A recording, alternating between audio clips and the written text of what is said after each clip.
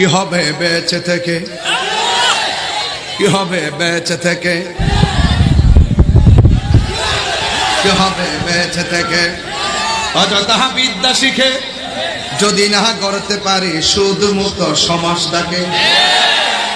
এমনি বলতে হবে হাত তুললে ঠিক, সবার হাত উঠে নাই, সবার হাত উঠে নাই, অনেকগুলা সুদের সাথে জড়িত।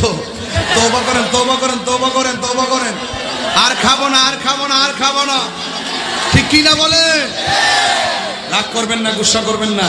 কি হবে বেঁচে থেকে, কি হবে বেঁচে থেকে অযথা বিদ্যা শিখে যদি না করতে পারি শুধু মুক্ত সমাজটাকে, ঠিক কিনা?